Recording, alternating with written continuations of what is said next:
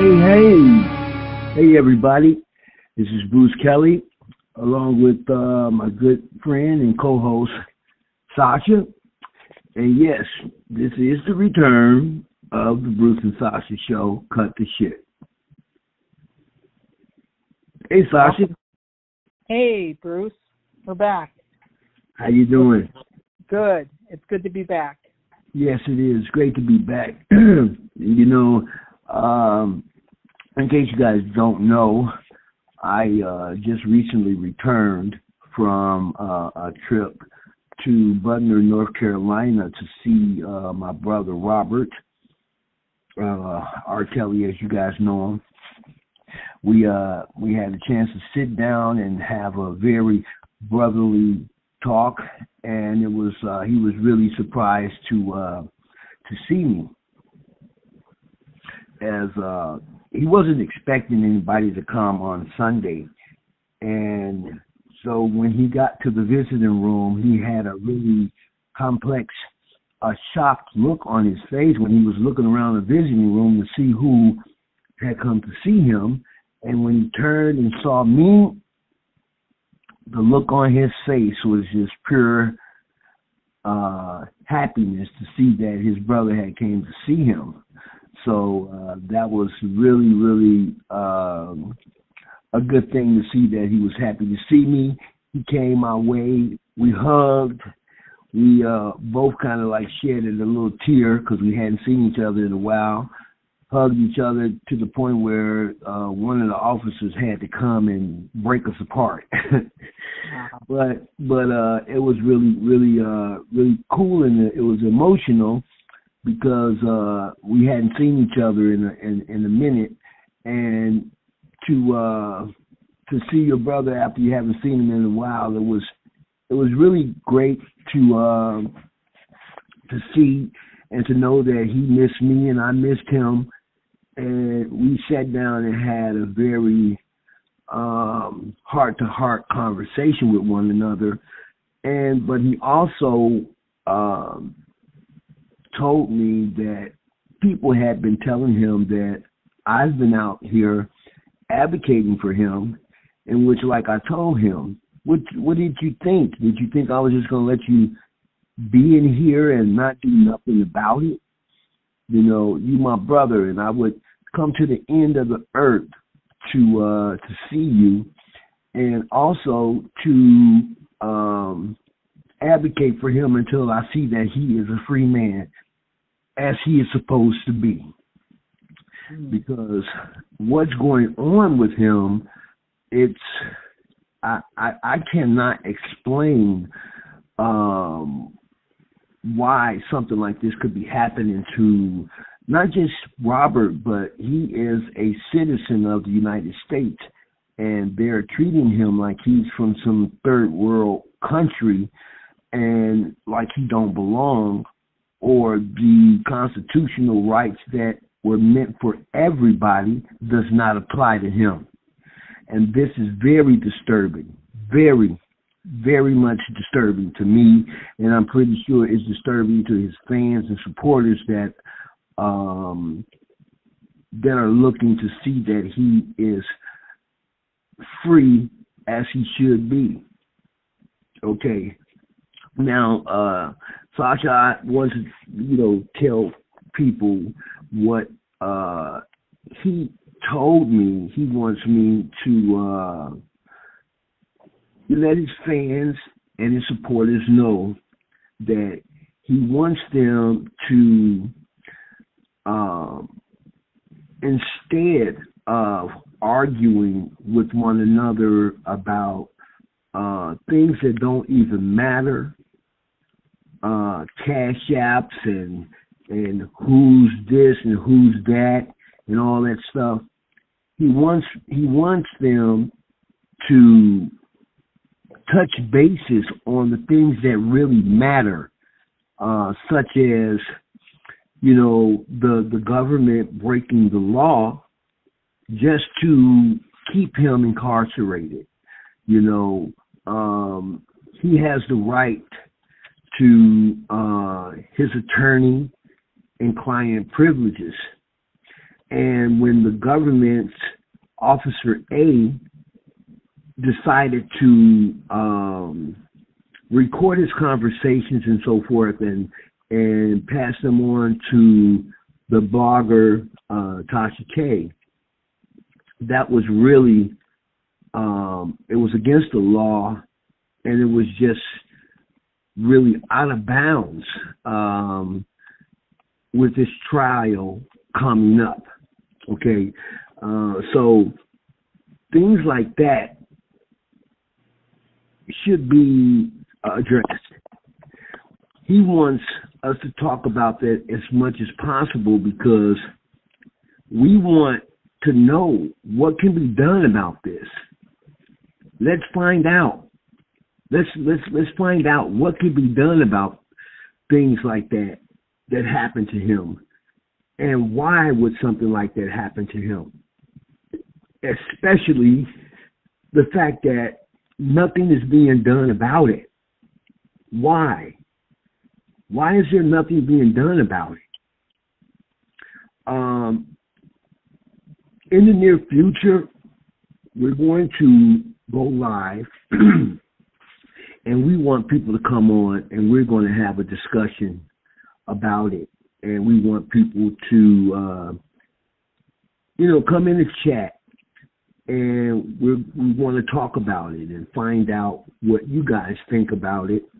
And is there anyone that can give any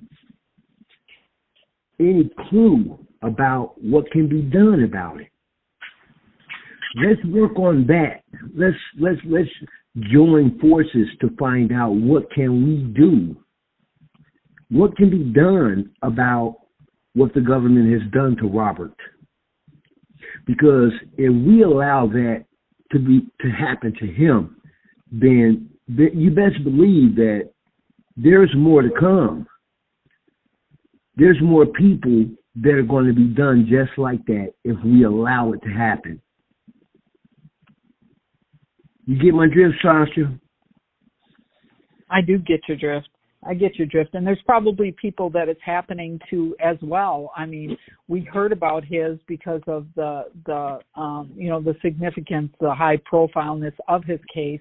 But it makes you wonder. I'm sure there's fans and supporters out there who have loved ones that are incarcerated. So is this common practice that maybe this is how the government is so successful with a high conviction rate? I mean, we should be calling that into question. This is a serious matter. It's not, it's about Robert Kelly. We're here for Robert Kelly. We're here to see justice be served and to get to get some resolve to this situation.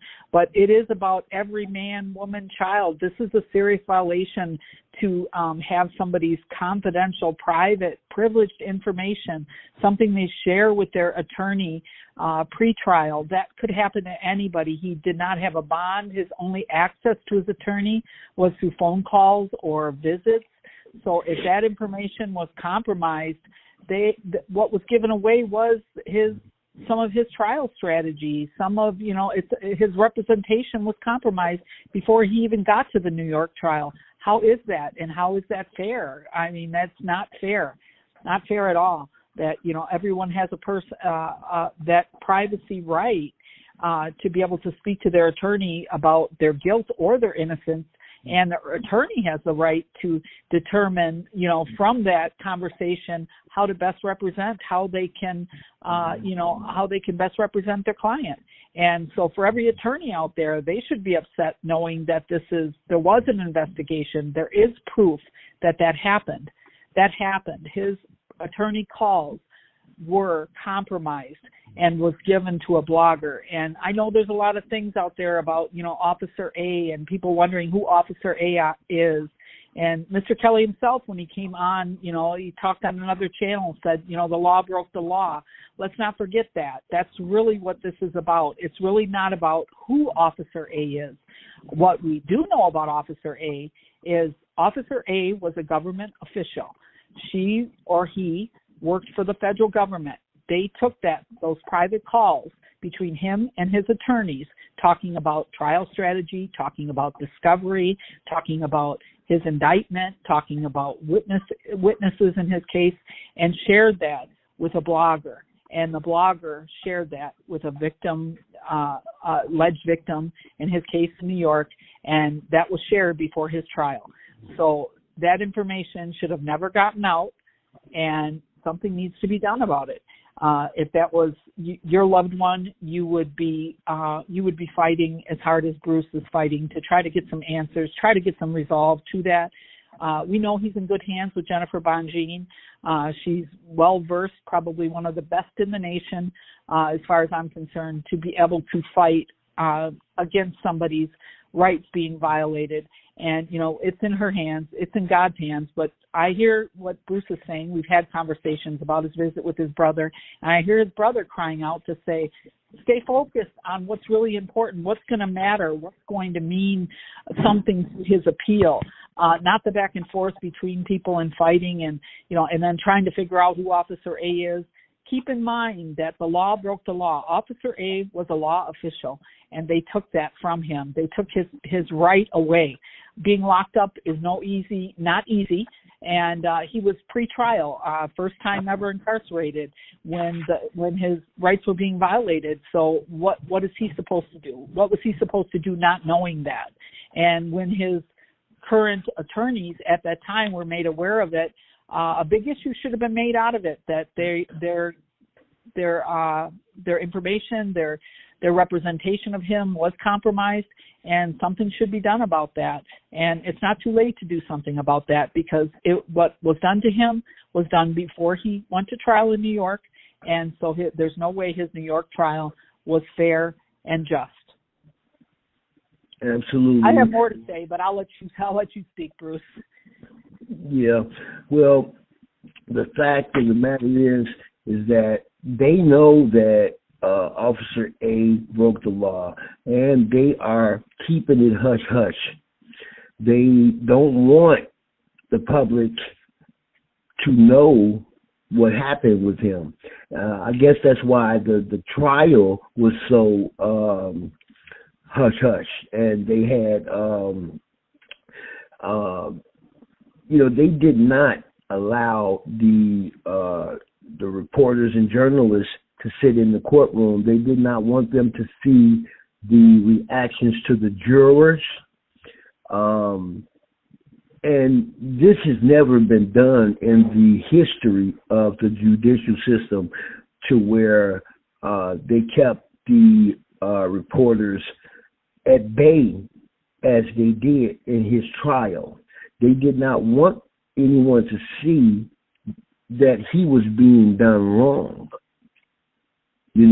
but I too have great confidence in Jennifer that in his appeal, all these things will be brought to the forefront. And I seriously believe that he will be acquitted, or that these charges will be overturned.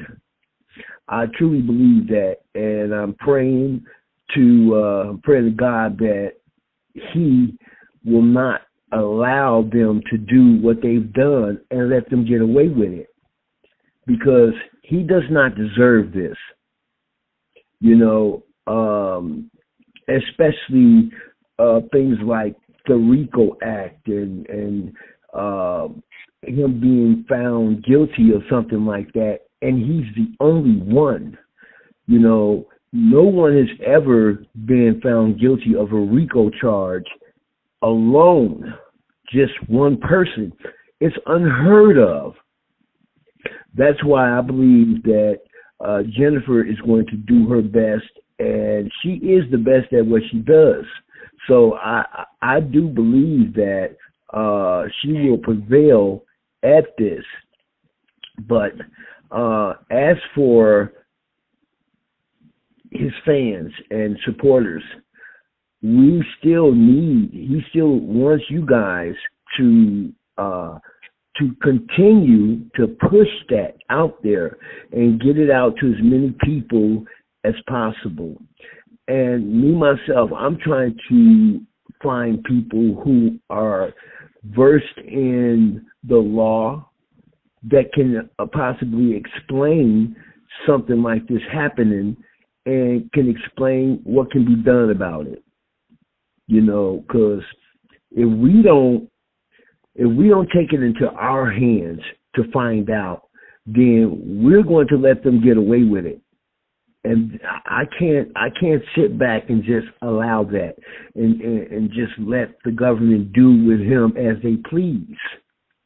Because although Robert's he's in a good place. Well, no place is a good place when you're locked up. Don't get this twisted. I'm not saying he's in a good place where he wants to be there, but he's in a better place than he was when he was at the MCC or the MDC. But still, he's still locked up. He's away from his family. He's away from his kids. And we're going to go through another holiday without him. And that's a really, really hard and tough pill to swallow, to know that he's going to do another holiday, another Christmas and New Year's without being around his family and his kids. And, you know, everyone that he loves and everyone that loves him.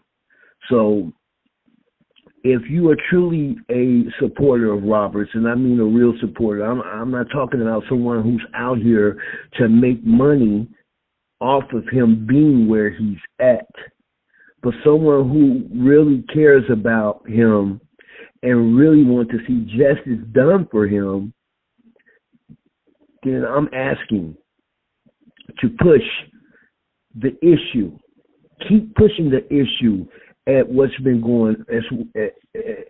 going on with him and what the government has done. And not just that, but you know, the government, they are allowing people to commit crimes against Robert while he's locked up.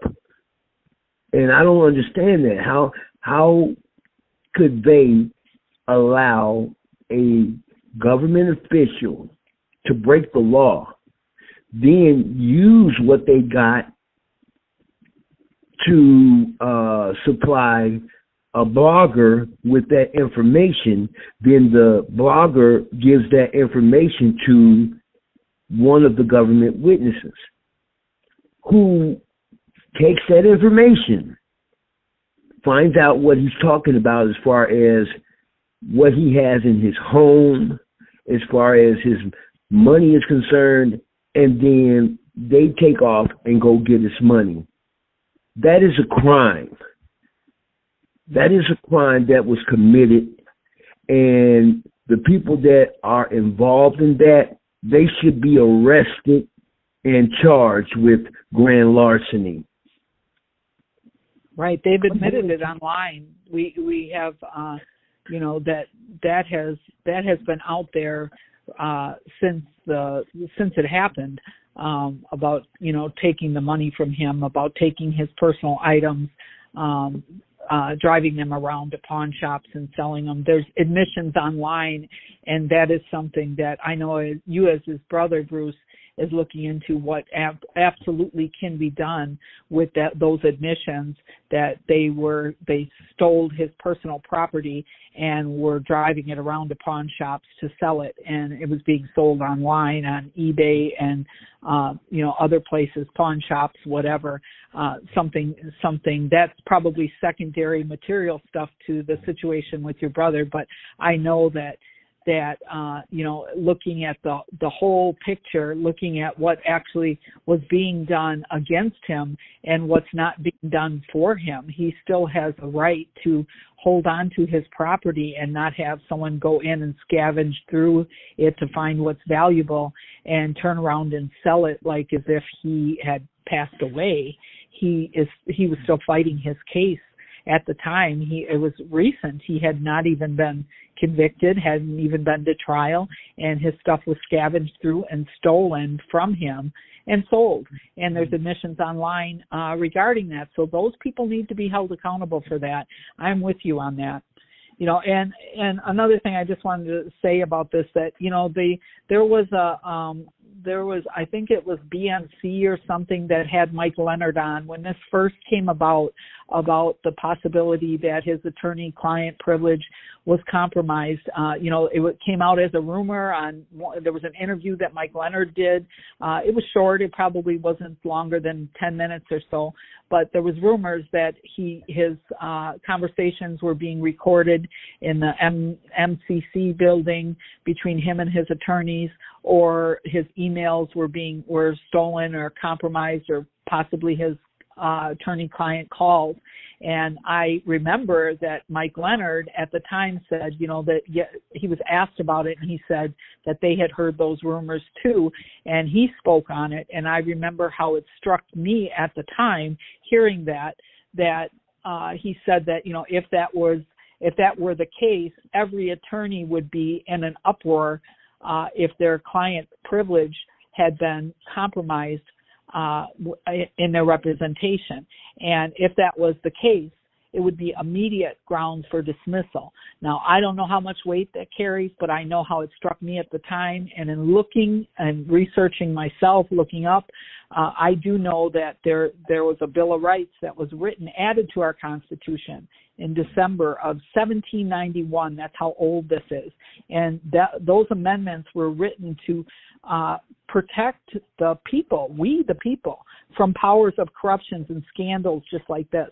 And it states, we did that. It was designed and built to put the power of back in the hands of the people, to hold the government accountable. And that tells me we got every right to question how a government official could interfere with this case by stealing his private, protected, privileged attorney information, and they could get away with it. And, the viewers over here and the listeners, we have a lot of intelligent people over here, a lot of people who are for justice, concerned about the Rkelly case, but they need, everybody needs to be concerned that the law broke the law in this case, and we need to hold them accountable. We need to find a way to have them give answers to this. We cannot let it go. We can't. Absolutely, Sasha. So we will be going live the next time.